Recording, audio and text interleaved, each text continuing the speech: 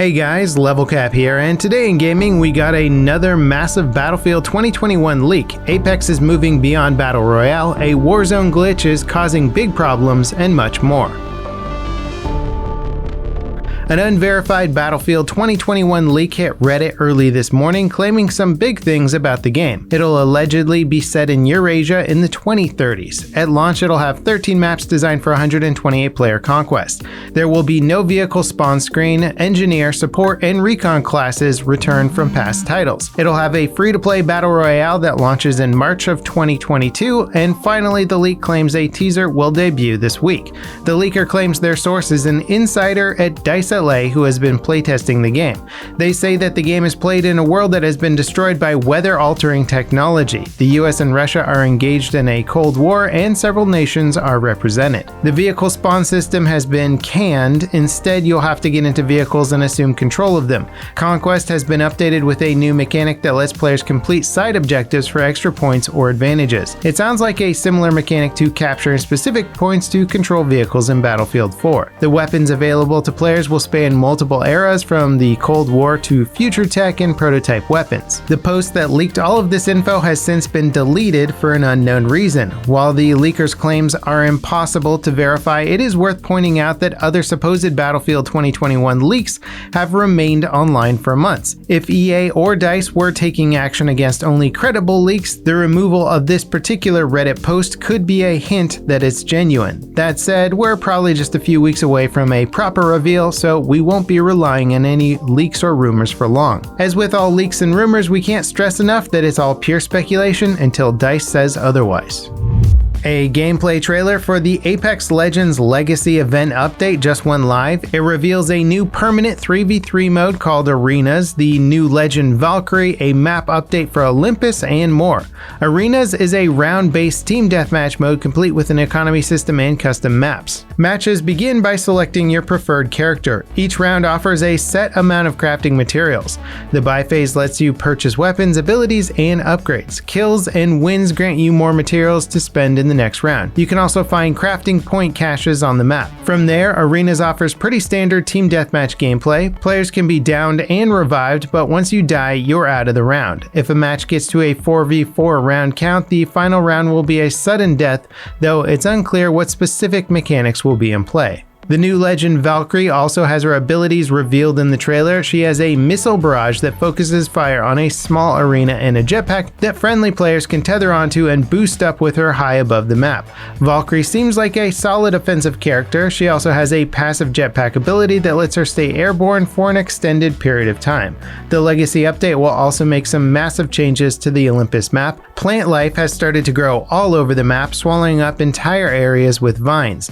The brief teaser of the changes at the end of the new trailer looks interesting, but it's tough to say what kind of impact that it'll have on gameplay. The final addition coming with the Legacy update is a crossbow with two hop-ups. One turns its mid-range bolt into a shotgun-like scatter shot. The other lets you fire faster while maintaining a timed rhythm. The crossbow seems like a pretty high-skill, high-damage weapon. The Legacy update is probably the most important one in Apex's history. Respawn are trying to establish the game as more than just a Battle Royale experience. Fans of the studio have been patiently waiting for them to announce a new Titanfall game. This new 3v3 mode might be paving the way for a Titanfall comeback of sorts in Apex. Respawn are also currently hiring for a new project at the studio, but it doesn't sound like a Titanfall game based on the job listing, calling it a new IP and built from scratch. Titanfall 2 is also having a bit of a resurgence thanks to all the hype surrounding Apex. Titanfall 2's player count is up 750% since being discounted by 75% recently. The game is currently averaging 15,000 concurrent players and has an all-time peak of over 16,000.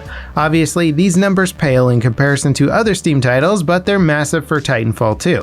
The game launched back in 2016, sandwiched between Call of Duty and Battlefield. Since then, it's been considered an underappreciated gem with a small but dedicated player base. It's great to see it gaining some traction so many years later. A glitch in Warzone is letting players hide under the Verdansk 84 map. Taking advantage of this glitch is trivial as it requires finding a spot on the map that lets you pass through geometry. Players have discovered several of these spots across the map. Getting under the map is bad enough, but players using the glitch can also shoot through the ground and kill their enemies. Exploits like this aren't uncommon with the release of new maps in Call of Duty and other multiplayer titles, but they're a big deal in battle royales because you've got one shot to win a match. Raven haven't discussed the exploit yet, but it should be fixed pretty quickly. Leaked EA documents paint a pretty ugly picture of FIFA 21's loot boxes. The documents are from a presentation outlining the game's performance since launch and EA's future plans for it. The documents call out the FIFA Ultimate Team Mode as the cornerstone of FIFA. FIFA Ultimate Team Mode, or FUT for short, is a mode where gamers collect team players via loot boxes. These team players vary dramatically in quality based on their rarity. The whole mode is designed to push players into unlocking more and more loot boxes. EA's document refer to this as the mode being incentivized to convert, aka get players to buy loot boxes. The documents also clarified that the other modes and marketing for the game are designed to push players to play FUT. In response to the leaked document, EA says it's being taken out of context and that the interpretation of it is misinformed. Regardless of the meaning or value of these leaked documents, it's clear that FUT packs are a huge legal problem. Several countries have introduced or are considering legislation that would ban gambling in video games. FIFA is central to much of that legislation, and the game has already landed EA in a couple of court battles. They've also lost some of those battles and are currently appealing rulings that would fine them millions of dollars annually.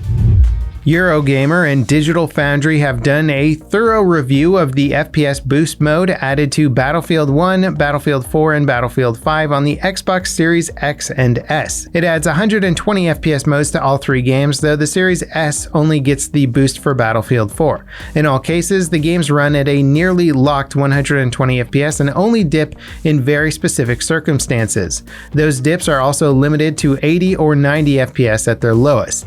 The caveat to boost mode is that the games are locked to their native rendering resolutions from the Xbox One X. That means sub 1080p rendering in some cases.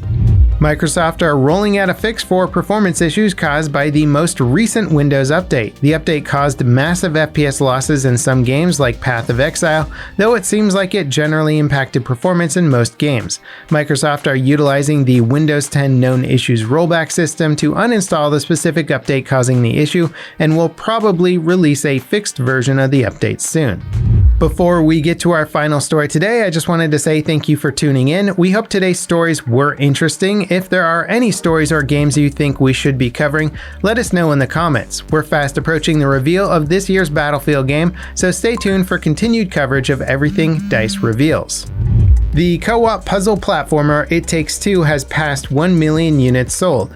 The game is the latest from developer Hazelight following their 2018 release A Way Out. That game proved to be equally popular in terms of sales, but It Takes Two is getting universally better review scores. And that wraps it up for today in gaming. Thank you guys so much for watching, and I'll see you next time. This is Level Cap signing off.